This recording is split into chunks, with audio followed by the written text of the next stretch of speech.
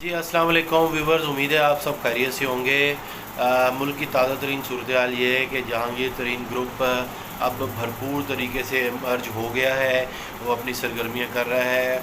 वज़ीर आज़म से भी मुलाकात हुई है जहांगीर तरीन ग्रुप की, और इशाया भी दिया जाने वाला था आज, लेकिन उसको मुलतवी कर दिया गया है। उसमें सब क्या होने वाला है वो हम आपके साथ आज शेयर करेंगे। इसके अलावा शहबाज शरीफ बैरून मुल्क जाना चाहते थे, उनको रोक लिया गया है, लेकिन शहबाज शरीफ ने अपने प्लान बी पर काम शुरू कर दिया।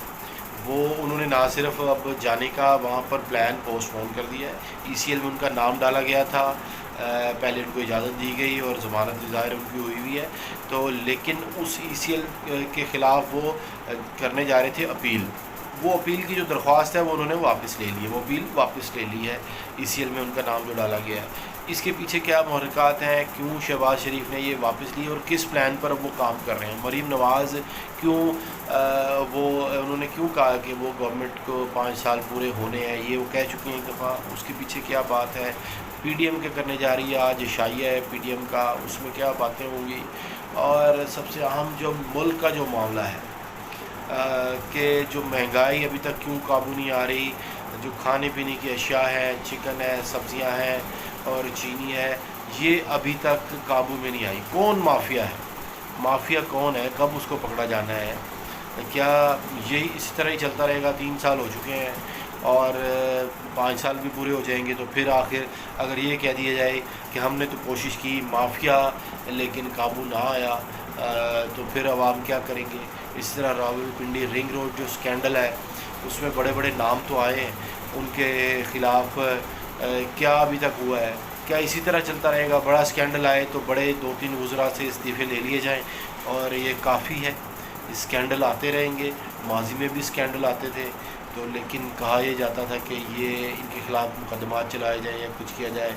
उनके ख़िलाफ़ बने भी हैं, साबिक़ वज़ीर-ए-आज़म के ख़िलाफ़ भी, शहबाज शरीफ भी अभी तक अपनी हुकूमत जो उनकी है उनके ख़िलाफ़ जो जितने भी केसेस बने हैं उनको भुगत रहे हैं। लेकिन अब ये हो रहा है, नया ट्रेंड आ गया है कि स्कैंडल बन रहे हैं उसी तरह। अब होता है कि उनसे इस्तीफ़ा ले लिया जाता है और वो हुकूमत के ही जो हुक्मरान ही हैं या वज़रा है उन्हीं पर मुश्तमिल को कमीशन या कमेटी बनाई जाती है, वही तहकीक़ात कर रही है। अब ये बदल गया है, यानी कि खुद ही हुकूमत अपने ख़िलाफ़ स्कैंडल्स की तहकीक़ात कर रही है। बहरहाल ये ऐसी कोई मिसाल तो मिलती नहीं है माजी में, लेकिन अब ये हुकूमत कर रही है।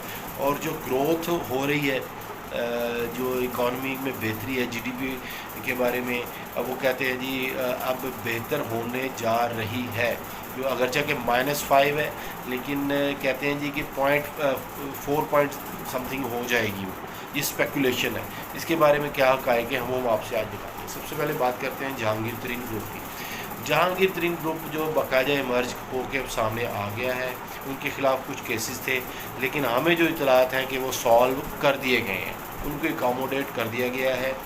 शेख रशीद जो वज़ीर दाखिला हैं वो आए थे और FIA में वो गए, उनके मामलात कर दिए हैं। अगरचे उन्होंने कहा है कि इंसाफ पर होगा, ये इंसाफ सिर्फ जहांगीर तरीन को ही मिलना है क्या, जबकि अपोजिशन के जो दीगर रहनुमा हैं उनको उनके साथ क्या इंसाफ होगा कि उनमें भी कोई हुकूमत मुदाखलत करेगी। इस मामले में वज़ीर आज़म ने बयान दिया, एक तरह से मुदाखलत ही की है कि वो इंसाफ करें। तो आया उनके कहने से पहले इंसाफ नहीं हो रहा था? चाहे वो अगर ज़्यादती भी हो रही थी तो क्यों ज़्यादती हो रही थी, और अगर नहीं हो रही थी, इंसाफ हो रहा था, तो अब उन्होंने क्यों इसमें इंटरवीन किया है, क्यों मुदाखलत की है? इदारों को अपना काम करने दें, वो क्यों वो ऐसा कह रहे हैं। बहरहाल ये एक सवालिया निशान है। तो इसका मतलब ये है कि जहांगीर तरीन का जो ग्रुप है उससे वाज़ेह थ्रेट थे, अददी अक्सरियत में कमी आ गई थी। यही काम अगर अपोजिशन इस्तीफ़ों वाला करती थी, जो उन्होंने कहा था कि हम इस्तीफ़े देंगे, हमारे पास ऑप्शन मौजूद है, तो उनको कहा गया कि हम उनसे बातचीत करते हैं, तो आपने क्यों उनको अभी तक नोटिफिकेशन नहीं दिया?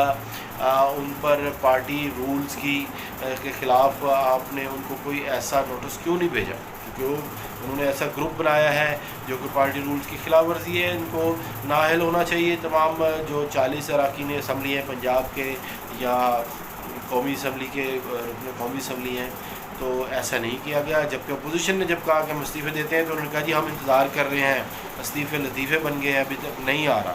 اس سے واضح طور پر یہ بات سمجھ آئی کہ یہ ان سے نہ صرف استعفے نہیں لینا چاہتے بلکہ ان کو اکاموڈیٹ کر رہے ہیں، ان کے مطالبات پورے کر رہے ہیں، ان کو فنڈز دے دیے گئے ہیں. فنڈز کے نام پر ان کو جو بھی انہوں نے جس طرح مطمئن کرنا تھا ان کو رقوم دے دی گئی ہیں، اور ان کو جو ان کے حلقوں کے لیے جو ترقیاتی کام ہے ان کے بارے میں بھی کہہ دیا ہے، چاہے وزیر پنجاب، وزیر اعلیٰ پنجاب ہو یا وزیر اعظم ہو.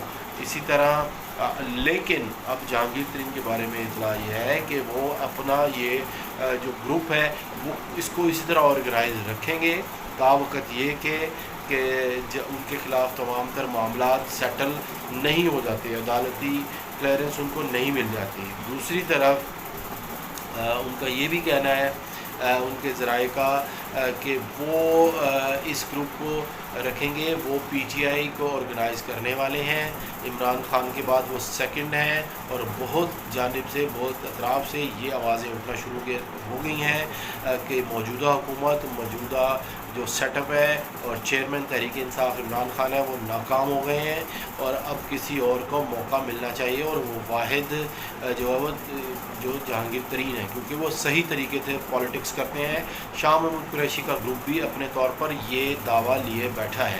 تو یہ تمام تر جو میں آپ کو شیئر کرنا چاہتا تھا کہ جہانگیر ترین گروپ اس وقت کیا سوچ رہا ہے، ان کے کیا اشائے ہو رہے ہیں اور کیا معاملات ہو رہے ہیں. بہرحال یہ معاملہ اب چلتا رہے گا. دوسری جانب میں نے شہباز شریف کی بات کی کہ انہوں نے پلان بی پر کام شروع کر دیا جب ان کو روکا گیا لندن جانے سے.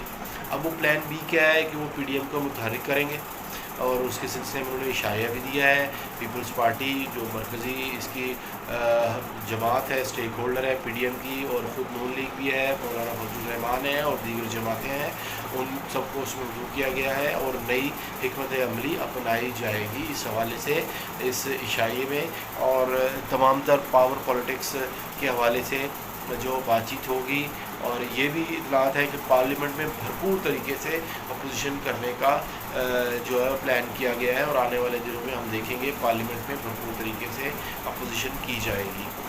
ساتھ ہی ساتھ میں نے بتایا ہے کہ جیسے بتایا جا رہا ہے کہ حکومت کی جانب سے یہ دعویٰ کیا جا رہا ہے کہ معاشی گروتھ اس وقت ہو چکی ہے اور 4.0 سم تھنگ ہم کرنے جا رہے ہیں، اس میں بہتری آ رہی ہے. جی یقیناً ہم اس کے لیے دعا گو ہیں کہ معاشی گروتھ ہونی چاہیے. جو عام آدمی کا برا حال ہے، تاجر اور انڈسٹریلسٹ اس وقت پریشان ہیں پچھلے 2 سال سے، نہ صرف کرونا سے جبکہ اس سے پہلے والا جو 1 سال ہے جو حکومت جب سے آئی ہے، تو جو تاجر ہیں، جو اسٹیک ہولڈر ہیں دیگر جس میں انڈسٹریلسٹ ہیں، وہ سخت پریشان ہیں. عام آدمی، مزدور طبقہ اور ملازم پیشہ افراد بھی پریشان ہیں، مہنگائی کے ہاتھوں پریشان ہیں. اس میں بہتری آنی چاہیے. لیکن کیا یہ ہونے جا رہی ہے؟ یہ ہم بتاتے چلیں کہ ابھی حکومت نے کہا ہے کہ ہماری جو پالیسیاں ہیں یہ اسپیکولیشن ہے، یہ پیش گوئی ہے، یہ ایسا ہونے جا رہا ہے، ہو سکتا ہے، خدا کرے کہ ایسا ہو، اللہ کرے کہ ایسا ہو، لیکن ابھی تک ایسا ہوا نہیں ہے. اور جو سابق حکومت نواز شریف کی جو حکومت تھی اس میں 5.0 جو گروتھ تھی اس تک لے جانا چاہتے ہیں.